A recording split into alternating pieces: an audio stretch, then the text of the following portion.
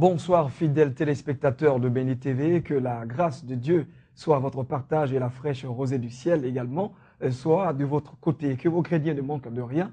Et merci encore de nous retrouver dans le cadre de l'émission de témoignage que nous avons appelée Dieu à l'œuvre. Ici, c'est une lucane que nous donnons à vous, chers téléspectateurs, la possibilité de pouvoir parler de la gloire de Dieu, de sa puissance, de son œuvre dans votre vie.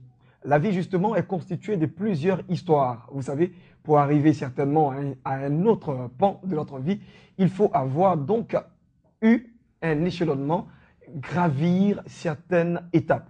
Et ces étapes peuvent être donc joyeuses ou malheureuses. Ce soir, c'est un témoignage qui va d'abord parler de choses mélancoliques, mais qui, au final, donnent la gloire au Seigneur. Nous recevons justement sur notre plateau la prophétesse Naomi Tondé Ziggy, qui va nous rendre un témoignage qui est vraiment fort édifiant. Bonsoir à vous, c'est bon de Dieu. Bonsoir, Ghislain. Voilà, nous sommes très honorés de vous avoir sur notre plateau. Amen. Et je rappelle justement à vous qu'elle est donc porteuse d'une vision, Christ, nouvelle naissance. Amen. Qui aurait cru, Ouais.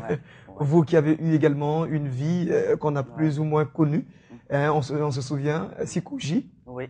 la plus grosse commune à Yopougon, voilà, qui se situe à l'ouest donc d'Abidjan, et donc c'est en Côte d'Ivoire. Voilà, vous avez vous aussi laissé votre nom là-bas, et maintenant le Seigneur vous utilise. C'est un parcours, quand vous sortez d'un quartier comme Sikouji, c'est l'alcool, c'est la drogue, c'est beaucoup de choses en même temps. C'est le monde, mais c'est beaucoup de choses en même temps, mais c'est un parcours avec Dieu et une rencontre avec Dieu, une transformation qui fait de vous un modèle, et c'est une grâce de Dieu. Et pour cela, je bénis le Seigneur. Et ce qui est intéressant avec de telles personnes, c'est que vous ne parlez pas trop de l'évangile. Des personnes vous voyant déjà en tant que transformées et témoins de Christ, se donnent tout de suite à Christ également. Amen. Ça, c'est la vérité. Quand le Seigneur vous a enlevé dans un endroit, dans le monde des ténèbres, quand les gens voient ce que Dieu a fait au travers de vous et la transformation qui est palpable, automatiquement, ils se donnent au Seigneur. Et ça, je bénis le Seigneur pour le parcours qui m'a fait passer, pour le témoignage. Je suis très fier de ce témoignage-là. Sorti du monde de l'alcool, du monde des ténèbres, je veux dire, du monde des boîtes de nuit, des bars. Et rencontrer le Seigneur, c'est vraiment une grâce. D'accord. Et ça, justement, c'est un pan de votre vie. On va parler tout de suite de ce témoignage que vous avez bien voulu partager avec le corps de Christ. 2011, c'est-à-dire que nous sommes à 2 ans en arrière. Pour ceux qui sont justement des cinéphiles, on parle de flashback, si vous voulez, le feedback. Oui. 2011, c'est vrai, 2 ans en arrière, mais c'était un temps vraiment très sordide. Mais c'est un temps où je voudrais partager avec le peuple de Dieu, parce que le Seigneur a tellement fait. C'est une grâce pour moi, si je suis assise là, c'est une grâce pour moi de partager ce témoignage. Et c'était en 2011, c'était un samedi où je devais me préparer pour le culte du dimanche, et la semaine qui suivait, je devais voyager pour le Nigeria. Et je quitte le salon de coiffure, je pars à la maison, non loin de chez moi d'ailleurs, à un virage, pendant que je suis au téléphone avec les sœurs du Burkina Faso, parlant du voyage. Et il y a une voiture, j'ai même pas eu le temps de voir la voiture au virage. La voiture est venue me retrouver, quitter la route, me renverser. La voiture m'a levé en l'air et je me suis retrouvé dans un trou. Et j'avais pas déjà peur du tout, j'avais entendu un grand bruit, paf, et c'est allé comme ça. Je me suis retrouvé en l'air, paf, j'étais dans un trou. Et là, j'entendais des gens de l'autre côté de la route dire, il y a un sac qui est tombé, il y a un sac. Et il y a quelqu'un qui s'est déplacé, qui a regardé, il a dit, non, mais ce n'est pas un sac, c'est une personne. Et mon corps débordait de sang, mais je ne sentais plus mon corps. Et comme ça, j'ai vu un jeune homme venir vers moi. Il m'a dit, je l'ai regardé, je dis, vous, c'est qui? Il m'a dit, je suis médecin. Et quand il m'a dit qu'il était médecin, j'étais rassuré.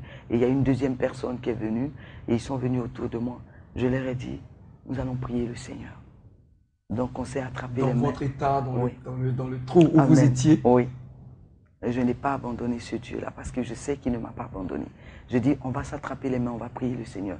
Et quand j'ai dit que ta volonté soit faite, j'étais dans les paumes et je me suis retrouvé à l'hôpital. Waouh, c'est vraiment intéressant votre témoignage. Ouais. Même dans des situations plus difficiles, vous avez souvenance, bien entendu, de rendre la gloire à Dieu. Ce n'est pas donné à tout le monde. Il est très important. Parce que de connaître le Seigneur et d'aimer le Seigneur. Quand vous aimez le Seigneur, même dans les moments difficiles, la Bible dit que toute chose concourt au bien de ceux qui aiment Dieu. Et je connais quelqu'un dans la Bible qui s'appelait Jérémie. Il traversait tellement d'épreuves et il disait, pourquoi mes souffrances sont-elles continuelles? Mais Dieu permet des situations dans nos vies afin de pouvoir glorifier son nom. Je me suis retrouvée à l'hôpital avec autour de moi mon époux et mes enfants. Mais quand je sortais de l'hôpital, je ne savais pas que je n'avais plus senti l'usage de mes pieds. Donc nous sommes rentrés à la maison. Et je suis à la maison, on m'a mis dans le fauteuil. Après, j'ai compris que je ne pouvais pas me lever. Mon mari et mes enfants me soulevaient pour m'emmener dans la chambre. Et ça, j'ai réalisé que je ne pouvais pas marcher, je ne marchais pas. C'était touchant et pour ça, je bénis le Seigneur pour la vie. Dans ces genres de moments, il faut que vos familles, vos frères et sœurs soient à vos côtés. Il faut que vous ayez de l'amour. Si vous avez des familles ou des parents qui sont dans des situations difficiles, qui ont des maladies incurables, il ne faut pas les abandonner. Et ça, j'ai eu vraiment l'appui de mes enfants, de mon époux, l'amour. C'était très fort parce que voir mon époux, une femme que tu as épousée depuis des années, depuis plus de 26 ans, qui se retrouve aujourd'hui paralysée, il me soulevait avec les enfants. Ça, c'est une image. Quand je la revois, j'ai les larmes aux yeux. Alors justement, à cet instant précis de la situation, qu'est-ce qui vous est venu en tête? Vous vous êtes dit que ce n'était pas le temps pour vous de voyager ou bien c'était le plan du diable? Non, la Bible dit que toute chose concourt au bien de ceux qui aiment Dieu. Dieu crée des circonstances dans nos vies afin de pouvoir nous enseigner et afin de pouvoir glorifier son nom. Quelles que soient les épreuves, dans les ténèbres, il a fait ressortir la lumière. Donc il crée des circonstances dans nos vies pour nous emmener à le connaître davantage et à nous rapprocher de lui. Je dirais ça comme ça. D'accord, puis c'est une très belle approche en tout cas, et vous avez bien compris. À l'hôpital, justement, vous avez dit tout à l'heure que vous étiez dans les paumes. C'est quoi vous avez vu? Il y en a qui, quand ils dorment dans les paumes, ils voient peut-être Dieu. Il y en a qui voient autre chose. Vous voyez quoi dans votre état un peu Ça a eu un las on m'a mis dans le taxi et je me suis retrouvé à... Je voyais des lumières. Quand je me suis réveillé, j'ai vu le médecin et mon époux autour de moi. Mais je crois que j'avais le visage défiguré. Donc, on me regardait avec chose, mais quand même, je gardais mon sourire parce que le Dieu que j'adore, j'ai appris à l'aimer. Et je sentais toujours la présence de Dieu et c'est ce qui me fortifiait. Je ne voulais pas donner gloire au diable. Parce que j'ai compris quelque chose. Quand je pleure, le diable rit. Et quand je ris, le diable pleure. Donc, je n'avais pas du tout envie de lui donner gloire. Donc, quand les frères et sœurs venaient, au contraire, ils venaient avec un visage de tristesse, mais ils venaient rencontrer quelqu'un qui parlait toujours de son amour pour le Seigneur. On a l'impression d'écouter une Jobesse en griffe. Vous êtes dans une station de Job, mais vous apportez la gloire à l'Éternel et puis c'est quand même des mots forts qui sortent de vous. Comment est-ce que vous êtes parvenu à vous forger ce caractère? Tant c'est pas facile aujourd'hui, même qu'on soit chrétien. Oui, mais quand vous avez l'Esprit de Dieu, le Saint-Esprit, il est très important, il est essentiel dans l'œuvre de Dieu. Quand vous avez le Saint-Esprit, vous apprenez à vous connaître, vous apprenez à connaître votre identité avec Dieu et vous comprenez le message qui dit toute chose concourt au bien de ceux qui aiment Dieu. Job disait, dans l'abondance comme dans la disette, nous devons toujours être avec ce Dieu-là. Il ne bénit pas seulement, il permet des situations dans nos vies, mais il nous aime. Même dans les temps d'épreuve, il nous aime. Parce que c'était après des temps où j'avais perdu ma soeur, perdu mon père, perdu ma soeur, perdu mon frère, perdu ma mère. Donc les gens, tout le monde était déjà, c'était comme Job. Donc quand les gens venaient, ils étaient encore abattus. Et je voyais des gens dire, mais comment le Seigneur peut faire ça? Comment le Seigneur peut permettre ce genre de choses? Non, ça n'a rien à voir. Quand le Seigneur vous aime, il va à une étape avec vous. Et le plus important, dans ce genre de situation, c'est votre amour pour Dieu. Donc je voudrais dire aux téléspectateurs d'apprendre à connaître ce Dieu-là. Il est fidèle. Je crois en sa fidélité. Dans les moments difficiles, ce qui est merveilleux, quand les gens partent, ils vous laissent seuls. Mais quand vous avez le Saint-Esprit, vous ressentez à l'intérieur de vous qu'il y a un être qui vous aime, qui est avec vous. Les hommes peuvent venir compatir avec vous, ils peuvent vous démontrer qu'ils vous aiment. Mais quand vous avez la présence de Dieu en vous, vous comprenez son amour et ces cantiques merveilleux qui chantent à l'intérieur de vous, qui vous réveillent tous les matins. Je crois que tout le monde n'a pas ça. Et c'est merveilleux. Et même dans les épreuves, n'abandonnons pas. Cette dame, on parle justement avec la teinte, avec une voix teintée de tristesse. je vais dire comme ça, et vous essayez certainement de visualiser, d'essayer de voir un peu ce qu'elle a pu endurer, mais ces images encore sont plus fortes et significatives. Je pense que ces photos albums qui sont donc pathétiques, parce que justement il s'agit de l'accident, elle a essayé de garder quelques souvenirs. Voici justement, mesdames et messieurs, quelques images, et justement nous reviendrons pour parler du traitement de tout ce qui a dû se passer. À tout de suite. 1000 tomberont à ma droite, 10 000 tomberont à ma gauche. Je ne serai point atteint, car Jésus mon roi est là.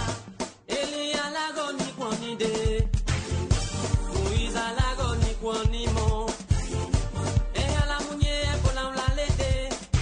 Oh, des sakeni pour une idée. Il a gagné réellement tous mes sentiers.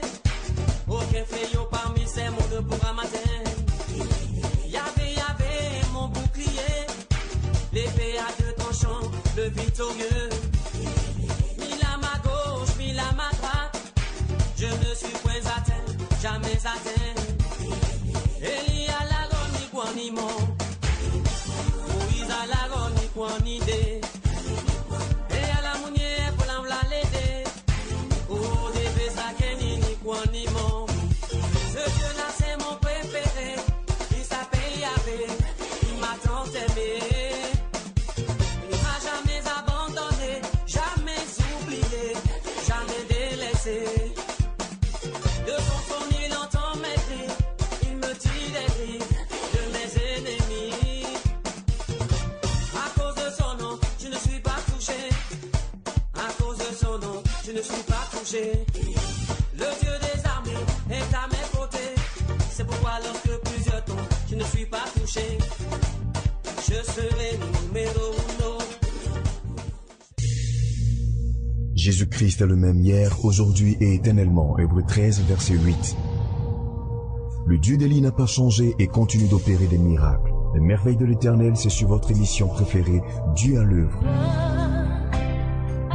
TV, The Blessing Channel.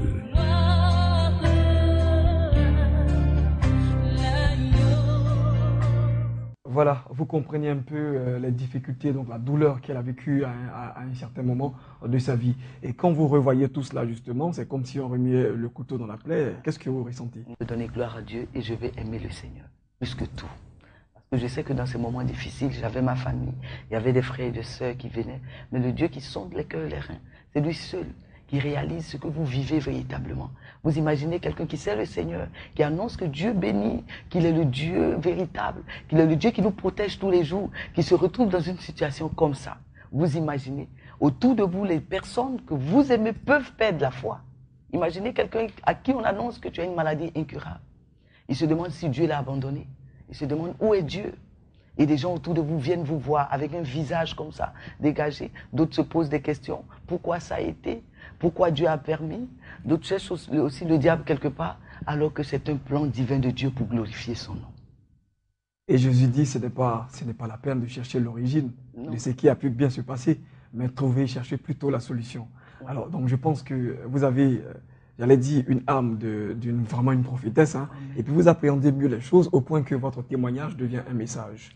C'est vraiment intéressant. Ouais. Alors, la partie justement du traitement, parce que vous étiez inapte, hein, voilà, vous n'étiez pas habilité justement à marcher, vous étiez dispensé donc de tout cela. Comment c'est venu votre rééducation? La rééducation, comment c'est venu? D'abord, je vais présenter mes pieds, si ça ne vous gêne pas. Parce que non, si ça ne vous gêne pas, vous. Non, ça ne me gêne pas. Je n'ai pas honte. Vous voyez ce pied-là. À l'intérieur, il y avait un creux et on voyait les os. Oula. Voilà, il y avait un creux et on voyait les os. Et le médecin m'a dit, ils ont essayé de coudre et ça s'est refissuré. Donc, il fallait encore recoudre dans la plaie. Donc, vous imaginez, ils ont essayé, c'était fissuré et le médecin a cousu la première fois. J'ai eu très mal, mais la deuxième fois encore, c'était une anesthésie. Mais on ne pouvait que sentir les douleurs parce que la couture se faisait dans la plaie. Donc, je me souviens combien de fois ma famille autour de moi, là, il n'y a pas de servante de Dieu. Le cri était tellement fort qu'on entendait vraiment dans toute la maison. Le cri était très fort. C'était un cri de beaucoup de douleur. Je pleurais, je criais beaucoup et ils faisaient la couture. Malgré l'anesthésie, je sentais vraiment les douleurs dans mes pieds. Et là, je ne pouvais plus maintenant marcher. Donc, on me soulevait, on me prend, on me met dans la chambre. Ou quand je ressors, on me soulève encore, on me met dans la maison. Et c'est comme ça que, malgré cela, vous allez voir dans les images, malgré cela, on venait me trouver des gens qui venaient avec un visage de tristesse. Comment le Seigneur peut permettre ce genre de choses? Non, dans ce genre de situation, vous devez glorifier le nom du Seigneur. Vous devez comprendre que Dieu a un plan. Dieu nous aime, il nous aime en tout temps. Même s'il permet, même dans l'accident, même dans des moments difficiles, même dans la maladie incurable, même dans le cancer, il vous aime. Mais le plus important, c'est de réaliser votre identité en Christ et de vous lever et de dire je suis fort, même quand les gens me voient faible. Et j'ai toujours dit, je ne donnerai jamais, jamais gloire au diable. Donc c'est vrai que souvent, quand je me regardais, c'était dans l'adoration que je pleurais. Et j'ai retenu quelque chose avec Dieu qui est merveilleux. Quand je pleurais, dans ces genres d'épreuves, quand mes larmes coulaient, tu vois, il y a des gouttes de larmes qui rentraient dans ma bouche. Et j'entendais le Saint-Esprit me dire, quand tu goûtes ces gouttes de larmes, c'est comment? Et je disais, c'est salé. Alléluia. Et il me disait, tu es le sel de la terre. Le but du sel, ce n'est pas de plaire. Le but du sel, c'est d'apporter du goût. Donc, quelles que soient les situations que tu traverses, je crois que Dieu permet cette situation pour que tu puisses apporter du goût quelque part. Si je n'avais pas traversé ce temps d'accident, si je n'avais pas traversé ce temps de paralysie, je n'aurais pas réalisé qu'il y a des gens qui souffrent de paralysie. Il y a des gens qui sont à l'hôpital, qui souffrent de douleur, jour et nuit, qui pleurent de douleur. Donc, j'ai compris cela. Et c'est un temps où, quand même, votre orgueil est quand même un peu bafoué. Des enfants que vous avez vu grandir, qui vous soulèvent, qui vous portent. C'était difficile. Et pendant les photos, il y avait mon premier repas, même j'étais toute maigre. Et mon visage qui n'avait pas de forme. La première fois que mon époux, je lui ai dit, je veux voir le miroir. Il me tournait, il dit non, laisse tomber, tout ça. Je dis non, je veux me voir. Oh, alléluia, je bénis le Seigneur. Quand je me suis regardé devant la glace, j'ai réalisé que mon visage était déformé. Et justement, comme moi aussi, j'ai tout de suite ouvert le dossier de ces photos, j'ai dit, et cette belle femme qui est là, c'est justement une autre personne que nous avons vue tout à l'heure. Nous avons un Dieu. Et le Dieu que nous adorons, révélons la portée de qui il est véritablement. Quand vous avez la parole de Dieu, vous êtes toujours fort. Marchons avec la parole de Dieu. Nous avons un Dieu. Et quand il dit que même si une mère abandonne son enfant, moi l'Éternel, je ne vous abandonnerai jamais. Je veux parler à quelqu'un qui traverse des temps de preuve, qui est éprouvé par la maladie, par la paralysie. Mais je veux lui dire, au-delà de tout cela, il y a l'amour du Seigneur. Et c'est ça qui est important. Et j'étais là comme ça, j'étais couché tout le temps, c'était la même répète, on me redépose au salon, il y a des visiteurs qui viennent, d'autres viennent avec une image de tristesse, des amis serviteurs de Dieu qui étaient tristes de me voir dans ce confort-là. Mais je disais toujours que je ne donnerais pas gloire au diable. Donc il venait me trouver et c'est très important quand vous transformez les circonstances que vous avez, tu vois, le pouvoir de Dieu, c'est affronter les circonstances. Et quand ils venaient me trouver dans cette situation, au contraire, j'en rigolais, je partageais avec eux, je leur rappelais mes souvenirs quand le médecin venait et qui faisait la couture, comment je gémissais pour que véritablement l'atmosphère soit déteinte. Donc c'était formidable et un jour, Dieu a vu son amour et j'ai vu la fidélité de Dieu. J'ai vu sa fidélité. Un jour, il y a le groupe musical de l'église qui est venu pour qu'on puisse adorer Dieu avec ma fille Malou Amblé, que je salue au passage. Ils sont venus à la maison, le groupe de la Mecvie, ils sont venus adorer Dieu. Et me regardaient et dit non, le seul réflexe que j'ai, toujours quand je te vois, tu adores le Seigneur. Donc je viendrai avec le groupe musical pour que nous puissions adorer le Seigneur. Et ce jour-là, c'est là que je posais la question au Seigneur. Pourquoi? Pourquoi tu as permis? Je veux que tu me dises. Mais on adorait tellement Dieu, la présence de Dieu était tellement réelle. Et on chantait le cantique qui disait, même si une mère abandonne son enfant, moi l'Éternel, je ne t'abandonnerai jamais. On a chanté aussi le cantique qui dit, sa fidélité. Oh, elle est incomparable. J'ai vu la fidélité de Dieu ce jour-là. Et je lui posais la question, pourquoi tu as permis? C'est en ce moment que, pendant l'adoration, je voyais, Dieu a ouvert mon esprit et je voyais mon corps qui était couché.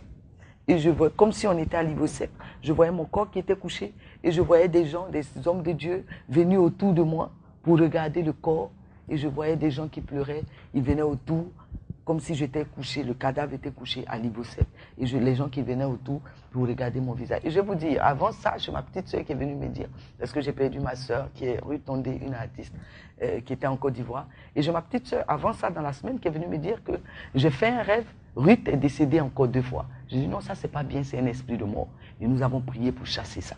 Mais j'étais couché là, je voyais mon image pendant l'adoration. Clair, j'étais couché et je voyais le peuple de Dieu tourner autour et venir regarder le corps qui était couché. Là, j'ai compris que le but du diable, c'était de me tuer. Mais Dieu n'a pas permis que je meure. Il a permis cette situation de paralysie. Et j'ai commencé à glorifier son nom. Je dis, mais tu es un Dieu extraordinaire. Normalement, je ne devais pas être paralysée, je devais être morte. Donc Dieu permet souvent des situations, quand on dit toutes choses concourent au bien de ceux qui aiment Dieu, parfois nous devons mourir. Mais au lieu de la mort, Dieu permet de la paralysie. Parfois, il y a des gens qui se retrouvent en prison. Parce que s'ils étaient dehors, ils seraient morts. Donc Dieu permet, je veux que quelqu'un dise tout le temps, toutes choses concourent au bien de ceux qui aiment Dieu. Et le Dieu que nous adorons, il n'abandonne jamais, jamais. Je ne l'ai jamais vu abandonner le juste. Et j'étais couché, je regardais, je voyais mon corps couché et je voyais des gens autour. C'est là que je commençais à comprendre. Là, j'ai commencé encore à l'adorer. Je commençais encore à reconnaître sa fidélité. Je commençais à réaliser son amour. Parce que c'est un amour qui est tellement merveilleux. Au lieu que je meure, il a permis que je sois paralysé, pour que je puisse vivre. Il a permis que ce jour-là, je ne sorte pas. C'était un bon moment, parce que je voyage beaucoup. J'étais avec mes enfants, tout le temps, avec mon mari. Il y avait une fraternité, une communion. Et quand vous vivez ce genre de situation, vous avez besoin des gens qui vous aiment autour de vous, pas les 3 amis de Job. Parce que dans ce genre de situation, quand vous êtes serviteur de Dieu, on recherche la bête quelque part. Est-ce qu'il n'y a pas un péché quelque part? Est-ce que Dieu ne l'a pas abandonné? Qu'est-ce que vous avez? Mais ne regardez pas à tout ça. Regardez au merveilleux témoignage. Et je vois le corps, mon corps qui est couché. Et j'ai commencé maintenant à adorer Dieu, à lui dire qu'il est le véritable Dieu. Je commençais à réaliser son amour. Il n'a pas permis que je meure. Et c'est comme ça que quelque chose a commencé à se passer. Je commençais à sentir un feu dans mes pieds. Pendant l'adoration, je sentais un feu dans mes pieds. Vous voyez ici les images. J'avais la béquille et je marchais avec les béquilles. Quand vous voyez des gens qui vous ont connu en train de marcher, toujours belles, qui viennent vous voir et vous avez la béquille, que toute la gloire soit rendue aussi. Vous avez aussi les yeux embués de larmes. Ouais. C'est toute l'émotion qui se transmet à travers tout cela. Ouais. Et nous aussi, nous ne pouvons que rendre gloire à l'Éternel Dieu Tout-Puissant. Franchement, c'est vraiment touchant votre témoignage. Et c'en est même plus un témoignage, c'était un véritable message, comme je le disais tout à l'heure. Qu'est-ce qui vous a vraiment frappé, vous a marqué dans votre propre témoignage? Dans le témoignage, c'était pendant le temps d'adoration. Quand Dieu dit qu'il cherche, il dit l'heure vient où les vrais adorateurs adoreront le Père en esprit et en vérité. Les vrais adorateurs, c'est eux qui aiment Dieu en tout temps, qui peuvent dire au Seigneur que tu me bénisses, que tu ne me bénisses pas, tu demeures Dieu. Et pendant l'adoration, la présence du Saint-Esprit, la présence du feu de Dieu, je commençais à le sentir dans mes pieds. Et je sentais cette présence qui illuminait mes pieds, le feu de Dieu qui brûlait mon pied. Donc quand je commençais à sentir le feu de Dieu, mes pieds ont commencé à trembler. Et le groupe de musical continuait d'adorer Dieu. Je commençais à lui dire, il m'a dit une parole un jour, il m'a dit, je lui ai posé la question, pourquoi tout le monde t'appelle Dieu? Il m'a dit que je suis digne de ma parole. On ne peut pas me comparer parce que je suis incomparable. Man, il m'a dit, je suis éternel parce que c'est moi qui donne la vie. Il m'a dit, je suis unique. Donc ce jour-là, je lui ai dit, tu es Dieu. Au-dessus de tout trône, tu es Dieu. Au-dessus de toute autorité, tu es Dieu. Et là, j'avais la force. J'ai déposé la béquille et je me suis levé. Je commençais à faire des pas. Je commençais à faire le premier pas. Je commençais à faire le deuxième pas. Et j'ai compris ce jour-là que Dieu avait décidé que je ne sois pas cloué dans le fauteuil, qu'il avait décidé que je ne sois pas dans un fauteuil roulant, qu'il avait décidé que je remarche à nouveau pour aller annoncer sa parole, pour aller dire, pour aller témoigner de ce qu'il est Dieu. Même dans les moments difficiles, il est Dieu. Il n'abandonne jamais. Je crois qu'il ne m'a pas abandonné. Et s'il ne m'a pas abandonné, je sais qu'il y a quelqu'un qui a une maladie incurable. Je sais qu'il y a quelqu'un qui a un cancer. Je sais qu'il y a des serviteurs de Dieu même qui prêchent l'évangile, mais qui sont à l'hôpital en train de mourir. Je sais une chose, même dans la maladie, il demeure Dieu et il est fidèle. Une présence magnifique, extraordinaire. Justement, que nous ressentons en ce moment sur ce plateau de Dieu à l'œuvre. Voilà, et je ne saurais justement dire longtemps. Aussi les sentiments qui nous animent ici sur déjà le plateau, parce que le témoignage est avec beaucoup de force. Et puis, voilà, je ne sais pas. Quand on ne vous connaît pas, on ne vous connaît pas, on ne connaît pas le parcours que vous avez avec le Seigneur. Donc quand les gens vous voient dans la présence de Dieu, vous savez, dans la présence de Dieu, il y a plusieurs façons d'adorer Dieu. Quand vous rentrez dans la maison de Dieu, quand on dit à des gens adorer le Seigneur, quand vous voyez des gens lever les mains et fermer les yeux, adorer le Seigneur avec le cœur, c'est parce qu'ils ont rencontré ce Dieu-là quelque part. C'est parce qu'ils ont eu une histoire avec ce Dieu-là. Quand tu ne les connais pas, tu dis non, ils sont zélés quelque part. Qu'est-ce qu'ils veulent dire? Non. Quand tu as rencontré, quand tu as vu les merveilles de ce Dieu-là de façon palpable, tu ne peux que l'adorer en esprit et en vérité. Tu fais de grandes choses et des choses sans nombre, de merveilleuses choses. Et nous venons justement d'être édifiés justement par ce témoignage de la prophétesse Naomi Tondé Ziggy. Un témoignage qui certainement vous a fait du bien. Vous également qui nous regardez, qui suivez cette émission de témoignage, et pas même l'animateur qui soit justement en dehors de ces témoignages qui est vraiment fort édifiant. Tout ce que nous puissions vous dire, c'est que Dieu reste Dieu, il reste souverain, il reste lui-même, il reste sa parole. Il se manifeste quand il a décidé de se lever. Et je pense que des gens diront bien des choses sur votre compte, mais le plus important, c'est ce que l'Éternel raconte. Je pense que ce témoignage est certainement le plus beau de cette année 2013, je vous assure, parce que il est rendu avec une émotion, il est chargé de beaucoup de choses, de beaucoup de sentiments que vous partagez à nos téléspectateurs. Que Dieu vous bénisse et que bénisse encore votre vision Christ, nouvelle naissance. C'est tellement des choses qu'on a pu rater. Ouais, et qu'est-ce que vous pouvez dire encore? Je voudrais dire qu'il y a des personnes, il y a plusieurs personnes dans nos églises qui sont malades, qui n'ont personne pour les aider, qui ont des maladies incurables, que nous savons qu'ils ne peuvent même pas se confier. Parce que dès qu'ils se confient à une personne, dans leur dos, on leur jette la pierre. Soit on les traite de démons. Non, je veux dire à ces personnes-là qu'il y a quelqu'un qui vous aime. Il s'appelle l'ami fidèle. Il aime en tout temps. Et si le Seigneur a permis que nous le connaissions, c'est parce qu'il veut quelque chose. Il veut transformer notre vie, mais il veut faire de nous surtout un témoignage. Vous dire, ils l'ont vaincu à cause du sang de l'agneau. Le témoignage, c'est quelque chose, c'est une marque, c'est une identité avec Dieu. Et quand je respecte les gens qui ont un témoignage avec Dieu. Donc, je veux les encourager à toujours aimer le Seigneur. Je veux dire à une femme quelque part dont le mari est malade, dont la maladie est incurable, lui dire que je t'aime quand même, quelle que soit la maladie. Je veux dire à une femme, on t'a annoncé que tu as le VIH, tu es paralysé, l'Éternel t'aime. Les hommes peuvent peut-être t'abandonner, ils peuvent peut-être te dire qu'on est avec toi, mais dans le dos, ils ne sont pas avec toi. Mais en réalité, le véritable amour, c'est celui qui choisit selon le cœur. C'est celui qui vient et qui habite dans le cœur de l'homme. C'est celui qui transperce le cœur de l'homme de son amour. C'est celui qui nous réveille avec un cantique merveilleux tous les matins. Quand vous avez l'Esprit de Dieu, il y a un cantique merveilleux qui vous réveille. Il renouvelle sa bonté chaque matin pour vous dire qu'il vous aime. Si vous sentez des cantiques qui chantent à l'intérieur de vous, si vous sentez le feu de Dieu pendant la présence de Dieu, sachez que c'est un amour, c'est juste l'amour du Seigneur. Aimez le Seigneur en tout temps, donnez-lui votre vie. Si vous ne le connaissez pas, donnez-lui votre vie. Il est fidèle et juste et il ne vous abandonnera jamais. Son amour est si grand. Son amour est si grand, il est merveilleux. Alléluia. Depuis chez vous, on n'a qu'une seule chose à vous dire, c'est que nous devons nous rapprocher de Dieu chaque fois, parce qu'il a un témoignage, il a une histoire à partager avec nous. Cette histoire justement qui peut donc être le soubassement de notre foi. Lorsque vous avez une histoire avec Dieu, il vous donne bien entendu d'aller dans des eaux profondes. Et c'est à cette étape que vous arrivez et que Dieu peut faire des exploits avec vous. On n'est pas grand, on devient grand. Dieu met aussi justement les aptitudes en nous. Et que tout ce que nous avons réjaillisse sur notre environnement, sur notre milieu, là où nous sommes et nous impactons le monde. Si votre témoignage vous a-t-il fait du bien, je pense que vous aussi, vous avez des témoignages à nous partager. 09 59 88 28, précédé de 225 pour vous qui êtes à l'extérieur de la Côte d'Ivoire. On a été très honorés de vous présenter ce numéro. Que Dieu vous bénisse. Au revoir.